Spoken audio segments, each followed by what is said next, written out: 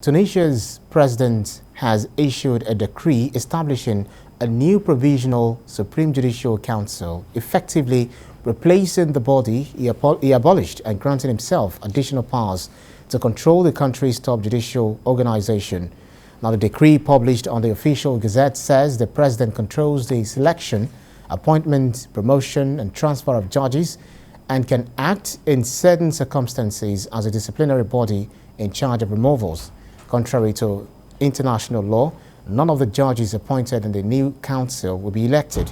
Later on Sunday, protesters took to the streets of the capital, Tunisia, as part of a march organized by the country's biggest political party, Ennahda, and a separate civil society organization that had been scheduled prior to the decree being made public. Let's talk this through by speaking with a global affairs analyst. Joining us from Washington, D.C. is Sam Fati. Thank you so much for joining us on World Now. Now, Tunisia is often lauded as the only democracy to emerge from the 2011 Arab Spring revolt. But with the recent pronouncement of the president Kais Saied, what would you say, or it does appear that Tunisia has become a nascent dictatorship after being a nascent democracy. Is that correct? Well, it is going to be correct to say that Tunisia has become a sort of a dictatorship. To what extent remains to be seen.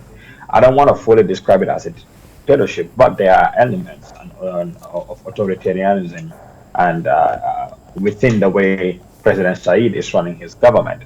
Now, of course, part of President Said's entire campaign and trying to effect change in Tunisia is to fight corruption, and the judiciary, the police, many organs of the government in Tunisia has been accused of, or continues to be accused of corruption.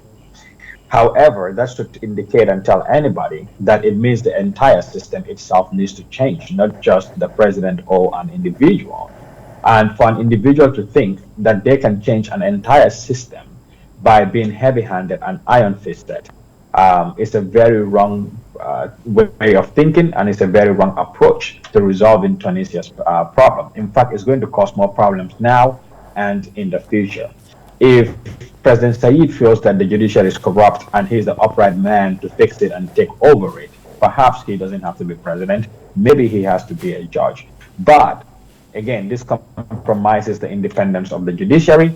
He needs to look for better ways to resolve the issues that are happening in the country, especially when it comes to official corruption, rather than just taking over institutions, whether it's the legislature or the judiciary, and completely compromising their independence, which is a huge threat to the democracy that Tunisians have fought for. Well, just like you said, now President Saied will not be controlling the selection, appointment, promotion, and transfer of judges, and can act in certain circumstances as a disciplinary body in charge of removals. So none of the judges will be appointed in the new council. They'll be appointed will not be elected, and that is what it should be. This is contrary to international law, isn't it? Well, there are so many countries where judges are not elected. So to what extent is this contrary to international law is a question of debate. But one thing is very clear. It is very contradictory to the principles of democracy. It is very contradictory to the principles of justice. Again, in any country where executive power controls the judiciary, then we know there are problems when it comes to freedoms and liberties, when it comes to a level playing ground for the opposition politicians. And then opposition politics is very important for any democracy. In fact, what is happening in Tunisia today is a sharp reminder to the world that their democracy in itself is very, very fragile. And in fact, democracy can be overthrown at any moment if we do not take care of it and if we do not build robust, independent systems. For example, President Saied do not have to be the one to be a sort of a head of a disciplinary committee for the judges. In fact, if you go to a country like the Gambia, there is, even in Nigeria, I believe, there is a committee within the judiciary, among which mostly very superior court judges sit in, and they serve as a disciplinary and investigative committee when there are complaints against judges, and they take this job very seriously. So he should look for more independent people to be able to do that rather than him interfering in the process. Now we know that the protesters are calling this a coup, and I agree with them. I mean, a coup is not just a military coup.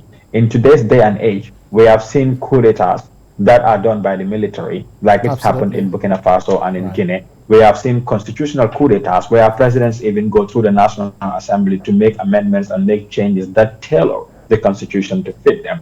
And so we have seen coup d'etats where propaganda is disseminated for people to go out and help in overthrowing a government for an individual to come and sit in. So all these are forms. And what President Said is doing is ultimately a coup to the democracy that the Tunisian people really sacrifice.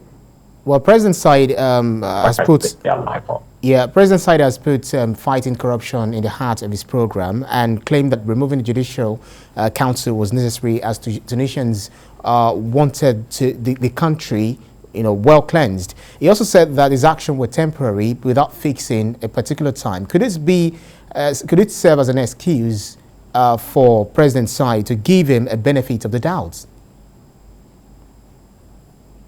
Well, you know what? For me, the excuse is not enough because there are other ways of taking care of this situation. There are other ways that the government can control this. It's not just the judiciary. This is across the board. The question should be, how do we fix this entrenched matter that has been going on for centuries in this country? Just one individual coming in to say, look, I'm the president, I'm a hardliner. In how many countries have we seen coup d'etats where the military take over and they have decrees and they tell people to go to work on time? In fact, let me bring this back to home a little bit, okay?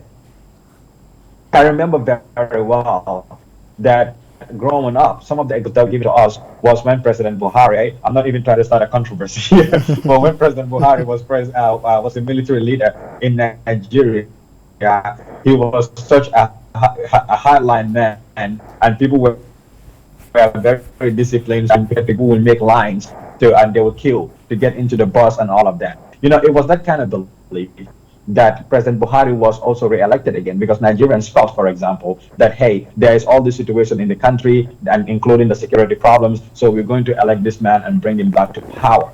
But you see, when he came to power, the realization is that, look, the old ways and stuff of doing things, if they really worked, they would have continued to work for a long time. So President Said is the same thing. Just thinking you're going to come in and be a strong man and be iron-fisted, it's not going to work. It doesn't change the entirety of a system. It may make people scared for just a few minutes, but they're going to find new ways. Right. Well, we'll see how international communities are actually, studying this matter and how we're also following this issue. We'll see how it pans out at the end of the day. Global Affairs Analyst Sam Fati, thank you so much for speaking with us. My pleasure.